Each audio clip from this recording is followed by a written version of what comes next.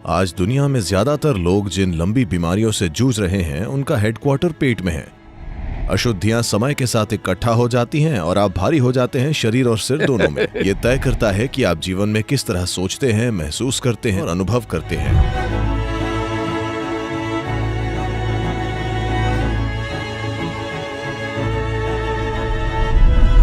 मैं दरअसल उत्सुक हूँ पानी पर उपवास या लंबे समय के लिए उपवास करने के बारे में जानने के लिए। देखिए, आप सीधे खाने की बात पर आ गए। ठीक है, उपवास खाना नहीं, अच्छा है।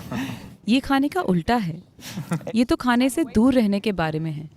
क्या इससे हम खुद को रीसेट कर सकते हैं? और क्या खाने के साथ हमारे रिश्ते को लेकर फिर से तालमेल में आ सकते हैं? देखिए, ये लॉस एंजलिस में हुआ था। एक दिल का सर्जन अपनी कार, वो अपनी फोर्ड मस्टैंग से थोड़ा प्रभावित था। वो उसकी कार थी और वो उसे लेकर थोड़ा उत्साहित था और एक दिन वो थोड़े झटके खाने लगी। तो वो उसे लेकर मैकेनिक के पास गया और बोला, कोई समस्या आ गई है, कृपया इसे ठीक कर दीजिए। उसने कहा, ठीक है डॉक्टर, कल सुबह आना, ये तैयार मिलेगी।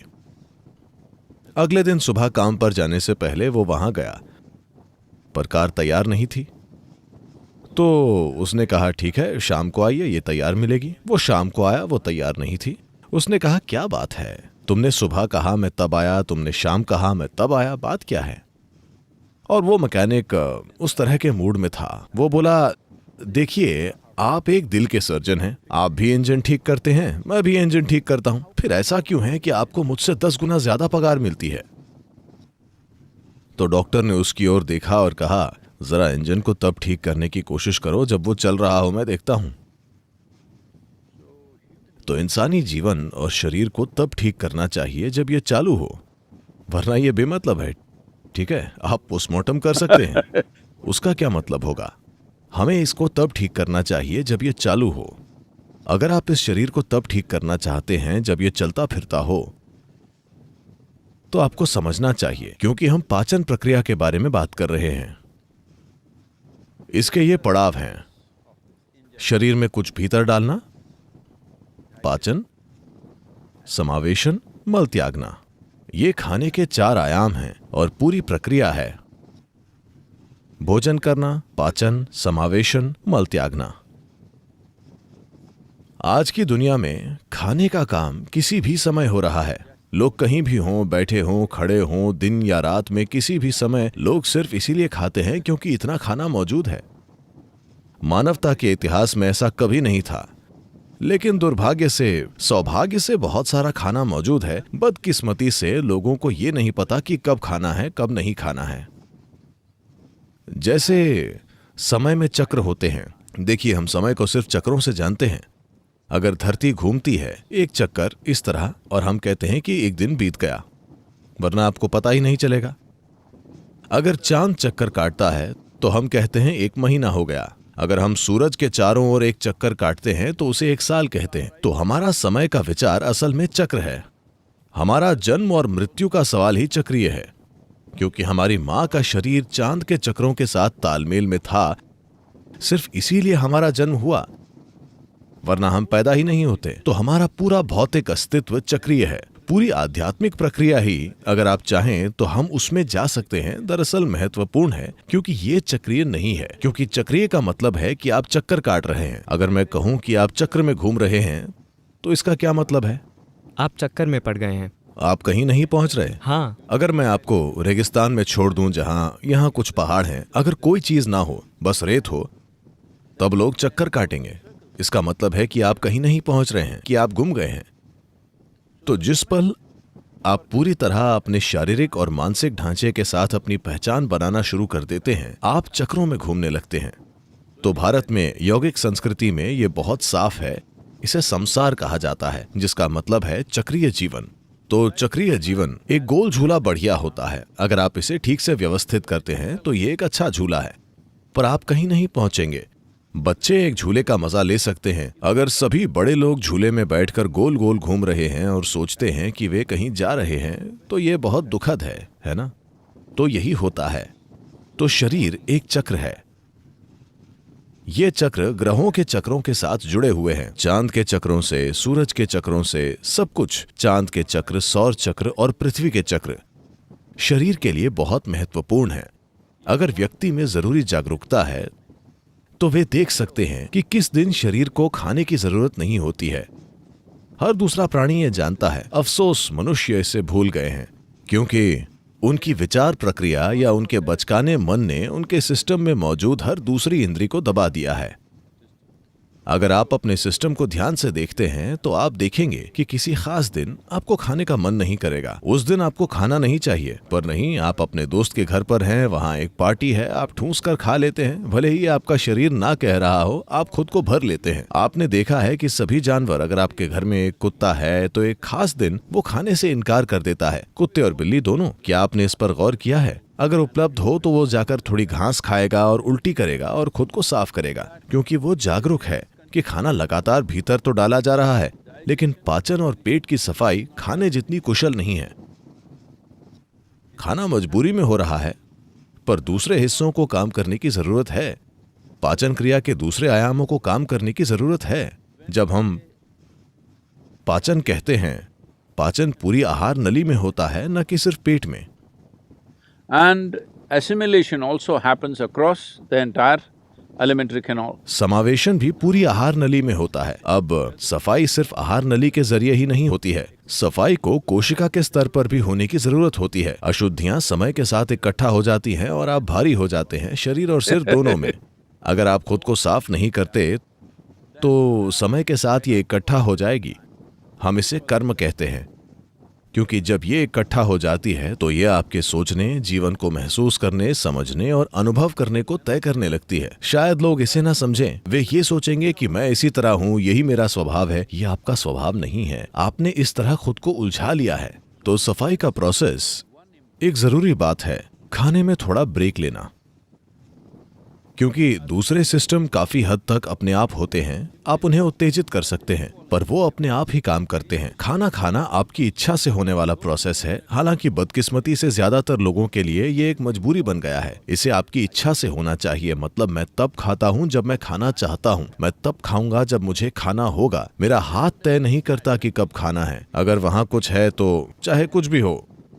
पता है, लोग हर समय यही कर रहे हैं। I relate. मेरे ख्याल से अगर हम अच्छी चॉकलेट्स आपके पास रख दें तो आपका हाथ उन्हें खाएगा, आप नहीं। इसलिए खाना एक जागरूक प्रक्रिया होना चाहिए। इस जागरूकता को लाने के कई तरीके हैं। एक है उपवास करना। यूं ही खुद को खाना और पानी ना देने से सिस्टम को नुकसान हो सकता है। आपको जरूरी साधना से इसका सहयोग करना चाहिए। अगर आपके पास जरूरी साधना है तो खाने की जरूरत कम हो जाएगी। देखिए, हमारी ऊर्जा सिर्फ खाने से नहीं आ रही। सूरज की रोशनी, हवा, पानी।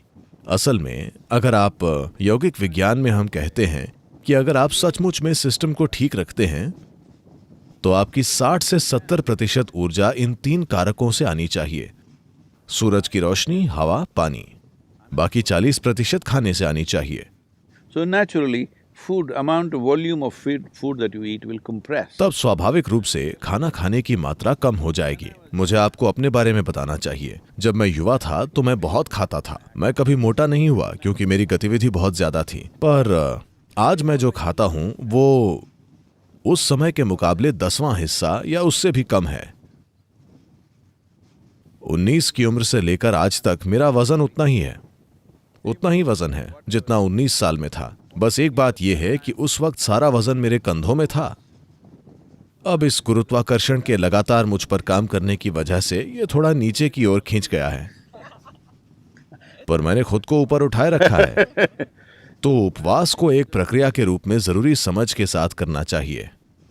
अगर लोगों में उतनी जागरूकता नहीं है, भारत में हमने चांद के चक्र का 11वां दिन तय किया है जब आपको उपवास करना चाहिए। अगर आप उपवास नहीं कर सकते तो आप कुछ बहुत हल्का लेते हैं। इसे फलाहार कहा जाता है।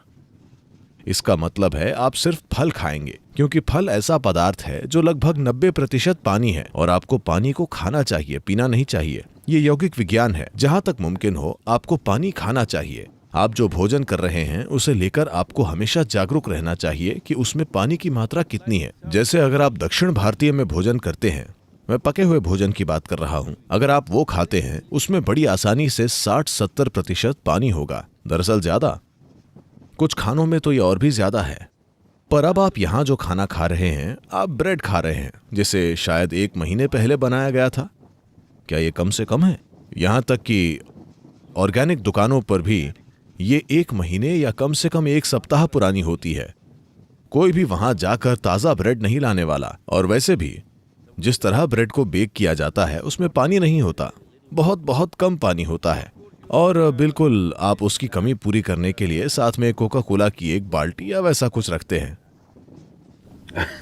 Right. मैंने 1 बाल्टी कहा। 1 बाल्टी? ये तो बहुत ज्यादा Coca Where is this big? ये होता है, ये इतनी बड़ी है, पर ये उस तरह काम नहीं करता।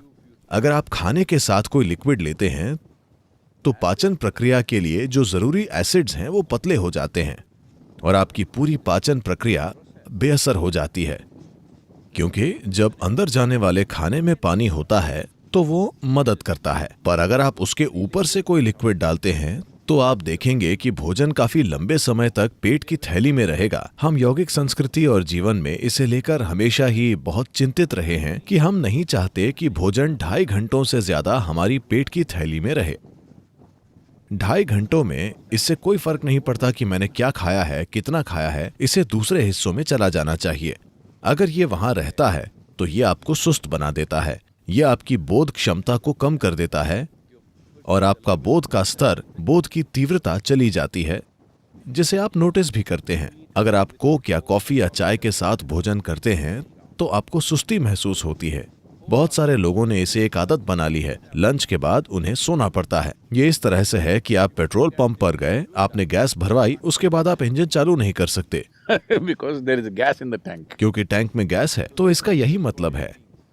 तो ये पक्का करने के लिए कि पाचन प्रणाली पूरी प्रक्रिया में है, Process, because क्योंकि आज दुनिया में लोग ज्यादातर जिन लंबी बीमारियों से जूझ रहे हैं उनका हेडक्वार्टर पेट में है।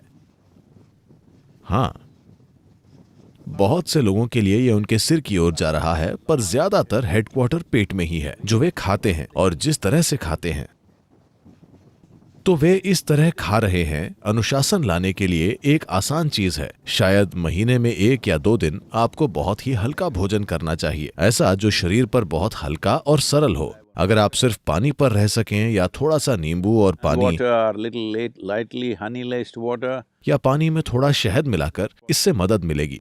पर अगर ये आपके लिए मुमकिन ना हो तो आप थोड़े फल या ऐसा कुछ ले सकते हैं जो सिस्टम पर बहुत बहुत हल्का हो। सोच पाचन प्रक्रिया और समावेशन प्रक्रिया को आराम देने का है, ताकि बाकी का शरीर कोशिका के स्तर पर सफाई शुरू कर सके। इसे सारी अशुद्धियों को बाहर निकाल फेंकना चाहिए।